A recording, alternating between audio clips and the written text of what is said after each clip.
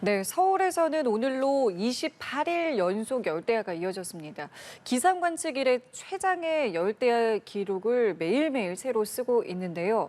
이 올여름 더위의 기세는 언제 꺾이는 것인지 이 폭염 전망을 오늘 김동혁 기상 전문 기자와 함께 알아보겠습니다. 어서 오세요. 네. 이 밤사이의 무더위가 지금 서울을 비롯해서 전국 곳곳에서 기승을 부리고 있는데 지금 정도라면은 전국 대부분 지역이 다 덥다 이렇게 좀 봐도 되겠습니까? 예, 말씀해 주신 대로 전국 대부분에서 밤사이에 지금 열대야가 매일 나타나고 있고요. 일부 이제 강원 동해안을 제외한 전국 대부분이라고 보시면 되겠습니다. 그래서 밤사이에도 수도권에서는 인천과 서울 그리고 수원 지역들, 강원도에서는 춘천과 원주, 그래서 강원도는 말씀드린 대로 동해안을 제외한 주로 이제 영서 지방에서 열대야가 심하게 나타나고 있고요. 충청도에서는 청주와 대전, 서산, 그래서 호남은 여수와 군산, 영남의 부산, 창원, 포항 지역들, 제주도에서도 역시 마찬가지로 밤사이 기온이 25도를 웃돌면서 열대야가 기록이 되게 됐습니다. 그래서 제가 지금 말씀드린 지역들은 대부분 최근에 이제 고온 현상이 나타나는 서쪽 지역에 해당이 되겠고요. 그리고 남부지방에서도 주로 이제 해안가 지방을 중심으로 해서 열대야가 계속해서 이어지고 있습니다. 올여름 열대야 일수가 15.9일 기록하게 됐습니다. 그래서 보름 넘게 지금 열대야 일수를 기록하게 됐는데 평년 이맘때가 5.7일 평균으로 봤을 때 그러니까요. 예. 거의 2배를 훌쩍 넘어서 3배 가까운 그런 열대야가 올여름철에 나타나고 있고요. 지난 2018년 그래서 역대 폭염이 가장 심했다라고 알려져 있는 2018년의 열대야 일수가 14.6일이니까 그 당시보다도 하루 이상 열대야가 더 많이 나타나고 있습니다. 올여름 여름철의 특징을 보자면 2018년에 폭염 일수가 29일이었거든요. 올여름 폭염 일수 이제 33도 이상의 낮 기온이거든요. 올여름 폭염 일수가 18.9일입니다. 2018년과 비교해서 지금까지의 폭염 일수는 열흘가량 더 적습니다.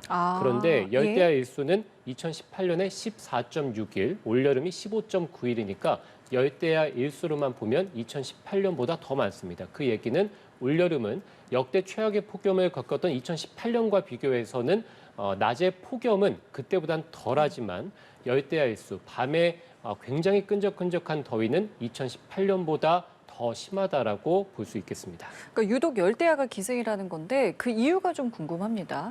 일단 기본적으로 열대야를 일으키는 원인 중에 가장 큰 것은 남서쪽에서 들어오는 따뜻한 바람입니다. 여기에 이제 아무래도 한반도 주변으로 해서 뜨거운 바다가 계속해서 이어지고 있는 상황이기 때문에 물론 이제 온난화의 영향도 있고요. 어떤 라니냐의 영향도 있음으로 인해서 해수면의 온도가 굉장히 높기 때문에 이 바다에서 훨씬 더 뜨거운 수증기들이 한반도로 강한 남서풍을 타고 들어온다라고 볼 수 있겠죠. 예. 그러니까 이제 수증기는 열기를 많이 좀 붙잡아 두기 때문에 밤사이 지속적으로 남서풍도 들어오고 공기 중에 많은 수증기가 역시 이제 열기도 붙잡아 두고 그렇기 때문에 열대야가 전국적으로 좀 나타나고 있고요. 특히 이제 열대야가 심한 지역들은 그 중에서도 도심 지역들, 그래서 아무래도 인공열이 많은 이 도심 지역들을 중심으로 해서 열대야가 계속 이어지고 있는 상황입니다. 그래서 서울에서도 지금 28일 연속으로 밤더위가 지속되고 있는 것도 역시 이제 도심의 열섬 효과도 어느 정도 영향을 주고 있다고 보시면 되겠고 남서쪽에서 뜨거운 바람이 직접적으로 들어오는 해안가 지방들, 그래서 인천도 이제 오늘 역대 최장 기록과 동률을 기록하게 됐거든요. 그리고 이제 부산도 계속해서 기상관측 120년 사상의 가장 최장 열대를 지금 기록하고 있으니까요. 예. 이런 해안가 지방을 중심으로 뜨거운 수증기가 많기 때문에 역시 이제 열대야가 최장 지속적으로 나타나고 있습니다. 예, 물론 2018년에 비해서는 폭염이 그때에 비해서는 적다라고는 하지만 사실은 지금 낮더위, 밤더위 할 것 없이 굉장히 지금 지칠 만큼 굉장히 오랜 시간 지금 굉장히 더위가 계속되고 있는데 시청자분들께서는 어떤 걸 좀 주의를 하면은 좋을까요? 예, 제가 폭염 일수로 2018년, 그러니까 역대 가장 높았던 해와 비교를 하니까 이제 열흘 정도 낮다고 말씀을 드렸는데 사실 여름철 전체 평균과 비교해 보면 올여름의 폭염 일수는 열흘 정도 더 많습니다. 그러니까 우리가 예. 과거 예전의 어떤 여름철 평균과 비교해서는 올여름도 굉장한 폭염, 낮에 폭염을 겪고 있는 것은 맞다고 보시면 될 것 같고 이로 인해서 국내 온열 질환자는 이제 2,740명, 그래서 2,700명을 넘어서게 됐고요. 이 중에서 추정 사망자도 24명 발생하게 됐습니다. 주로 가장 뜨거운 시간대인 오전 11시부터 오후 5시 사이에서 더위병 환자가 많이 발생을 하고 있기 때문에 오전 11시에서 오후 5시 사이에는 바깥 활동을 좀 줄여주시고 수분도 좀 충분히 섭취해 주시는 게 중요하다고 볼 수 있겠는데요. 말씀드린 대로 올여름철은 밤더위도 심합니다. 그래서 우리가 이제 야간 폭염이라고 할 수 있겠죠. 낮에 여기가 그대로 밤까지 이어지면서 야간에도 더위병 환자들이 많아서 이로 인해서 병원을 찾는 이 환자들도 올여름철에 특히 많기 때문에 밤 사이에도 냉방기기, 뭐 에어컨이라든지 선풍기 그리고 습기를 최대한 좀 낮춰줄 수 있는 제습기 이런 냉방기기를 가동을 하셔서 야간 사이, 이 밤 사이에 발생하는 더위병에도 대비를 충분히 좀 해주셔야겠습니다. 예. 이 올 여름을 좀 보면요. 갑자기 비가 내리는 경우가 상당히 많았고 또 습도도 높아서 많은 분들께서 이러다가 우리나라 여름이 동남아처럼 바뀌는 거 아니야? 이렇게 우려하시는 분들도 계시던데 이 부분에 대해서는 좀 어떻게 보고 계세요? 지금 말씀해 주신 갑자기 비가 내리다가 그치고 네네. 푹푹 찌는 더위가 이게 바로 이제 동남아 날씨죠. 네. 그래서 우리나라가 올여름철에 이렇게 소나기가 국지적으로 좀 쏟아지는 경우도 많고 특히 이제 강하게 쏟아지죠. 여기에 비가 내리고 있긴 합니다만 기온은 조금 떨어져도 습기가 워낙에 많기 예. 때문에 네, 푹푹 찌는 듯한 끈적끈적한 더위를 올여름철에 특히 이제 겪고 있습니다. 열대야의 원인과 비슷한데 역시 어쨌든 이렇게 습기가 많은 원인 중에 하나는 한반도 주변의 바닷물이 굉장히 뜨겁기 때문입니다. 그래서 어쨌든 바닷물의 온도가 뜨거우면 그만큼 수증기가 많고 이 온실기체 역할하는 수증기가 한반도 쪽으로 지속적으로 들어오면 사람을 좀 쉽게 지치게 만드는 그런 체감 더위를 끌어올린다라고 볼 수 있겠는데 이 뜨거운 바다는 역시 이제 라니냐의 영향이 좀 큽니다. 그래서 물론 지난해부터 지속된 엘니뇨로 인해서 한반도 주변의 바닷물의 온도가 역사상 이제 가장 높은 그런 기온을 기록하기도 했습니다만 최근에는 엘니뇨에서 라니냐로 넘어가게 됐는데 이 라니냐는 동태평양의 해수면 온도를 낮추고 반대로 우리나라가 속한 이 서태평양 지역의 바닷물의 온도를 높이는 역할을 하게 됩니다. 그렇기 때문에 최근에 서태평양 지역에서 굉장히 이 고수온의 해역을 기록하게 되고 이로 인한 피해도 최근에 이제 한반도 주변에서 많이 나타나고 있죠. 그래서 바닷물의 온도가 뜨거우면 굉장히 양식장이라든지 이런 데 피해도 많게 되고요. 적조나 녹조 현상들 여기에다가 많은 뜨거운 공기들이 바다 쪽에서 들어오기 때문에 끈적끈적한 폭염까지도 일으키고 있습니다. 예, 제가 예보를 좀 봤어요. 예보를 보니까 다가오는 이제 화요일과 수요일 사이에 비 예보가 있던데 이번 비는 어느 정도 내리는지 좀 궁금합니다. 예, 비가 상당히 많이 내립니다. 그래서 이 남서쪽에서 태풍의 씨앗이라 그러니까 태풍의 전 단계인데요. 예. 열대 저압부라고 하시면 되는데 이 열대 저압부가 우리나라 근처까지 올라올 것으로 보이기 때문에 비구름이라고 보시면 되겠고요. 강한 바람도 동반하는 그런 특징을 보이는 열대 저압부입니다. 그래서 비가 좀 많이 내릴 텐데 주로 제주와 남해안 지방을 중심으로 시간당 30mm에 달하는 집중 호우가 쏟아질 것으로 예상이 됩니다. 비는 내일 오전에 제주도를 시작으로 해서 내일 저녁 무렵부터는 전남, 남해안과 경남 이런 남해안 지방에서 비가 내리겠고요.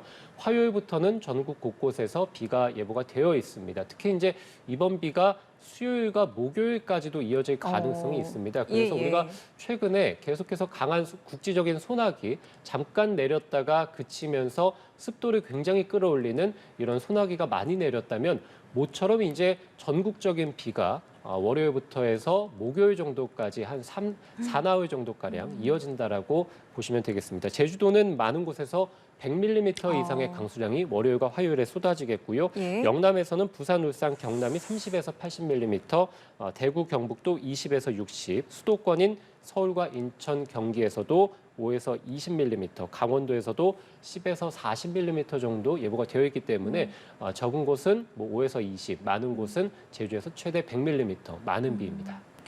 물론 비가 많이 온다고 하셨기 때문에 비로 인한 피해는 없어야겠습니다만은 이 비가 지나고 나면 그럼 이제 바로 가을이 오는 건가 이런 생각도 좀 드는데요. 예보가 좀 어떻습니까?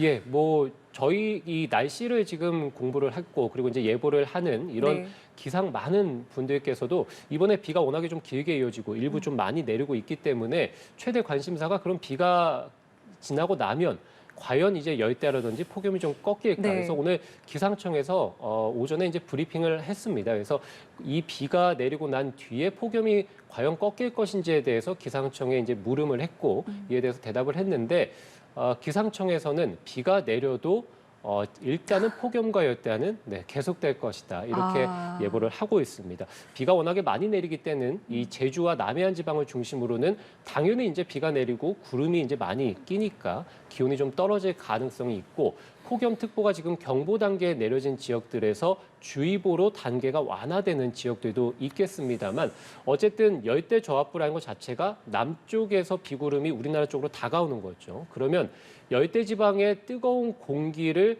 같이 가지고 이 비구름이 우리나라 쪽으로 들어오는 거기 때문에 비가 굉장히 많이 내리는 지역들에서는 기온이 일시적으로 떨어질 수 있겠습니다만 비가 내리지 않는 또는 비가 지속되지 않는 지역들, 주로 이제 중부지방에 해당이 될 것으로 보이는데요. 서울을 포함한 많은 중부 지역에서는 비가 소강 상태에 드는 곳도 많을 것으로 보이기 때문에 폭염과 열대야는 지속될 가능성이 높다라고 현재 기상청에서 예보를 하고 있습니다. 특히 기상청에서 이제 열흘 중기 예보를 내고 있는데 지금부터 열흘 뒤면 28일입니다. 그래서 거의 뭐 이달 말일까지죠. 본다면 서울에서의 아침 기온은 25도가 예보가 되어 있기 때문에요. 네. 열대야가 계속될 가능성이 있겠고 낮에 기온이 32도 예보가 되어 있는데요. 습도가 많기 때문에 체감온도는 33도를 웃돌 것으로 보입니다.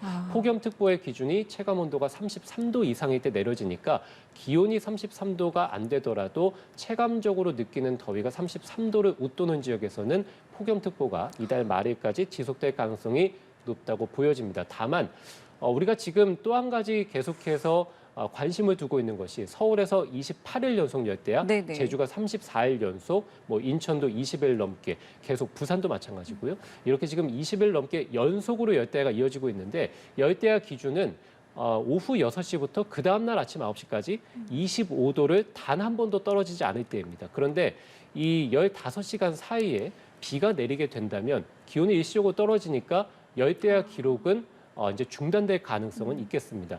열대야가 중단될 가능성은 있다 하더라도 어쨌든 이와 버금가는 무더위가 밤낮으로 계속 나타나는 것은 이달 하순까지라고 보시면 되겠습니다. 이번 주는 특히 폭염과 열대야로 피해가 없어야 되겠고 또 비로 인한 피해도 없도록 좀 이제 기상 예보를 좀 저희가 철저히 봐야 되겠고요.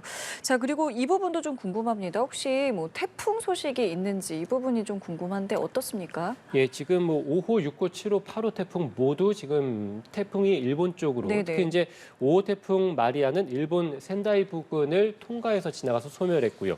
6호 태풍 손띠니 일본 센다이 앞바다에서 소멸하게 됐고요. 7호 태풍 안페도 일본 센다이 먼 바다 쪽에서 현재 진행 중에 있는 상황이고요. 8호 태풍 우쿵도 일본 센다이 앞바다에서 소멸했고요. 제가 지금 말씀드린 4개의 태풍 모두 일본 센다이 부근, 그러니까 일본 북부라고 보시면 되겠는데 이 지역 쪽으로 계속해서 올라가고 있습니다. 그 얘기는 이 태풍은 고기압 덩어리, 그러니까 뜨거운 공기 덩어리의 가장자리를 따라서 올라가게 되거든요.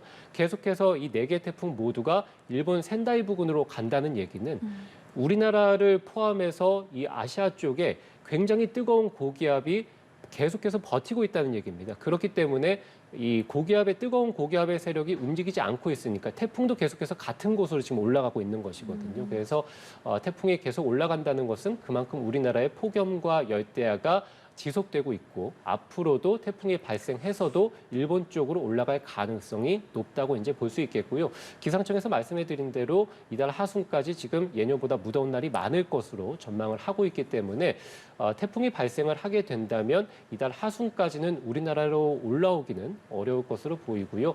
아무래도 이제 이 폭염 고기압의 세력이 점차 동쪽으로 일본 쪽으로 물러나는 9월 초순 정도는 되어야 이제 태풍이 우리나라 주변으로 올라올 가능성, 태풍의 길이 본격적으로 우리나라로 열린다라고 보시면 될 것 같습니다. 그래서 올여름철에 태풍이 한 2.5개 정도가 우리나라에 직간접적으로 영향을 줄 것으로 예상을 하고 있는데요. 계속 말씀드린 대로 한반도 주변의 바닷물 온도가 워낙에 뜨겁기 때문에 태풍이 발생하게 되면 굉장히 강하게 발생해서 우리나라 쪽으로 들어올 가능성, 특히 이제 뜨거운 수증기가 많아서 올여름철에 열대야를 많이 일으켰고 강하게 일으켰죠.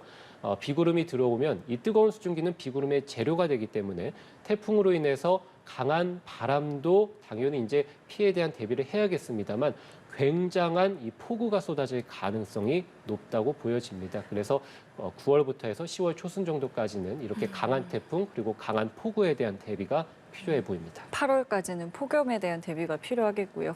알겠습니다. 오늘 말씀은 저희 여기까지 함께하도록 하겠습니다. 지금까지 김동혁 기상전문기자와 함께 날씨 알아봤습니다. 감사합니다.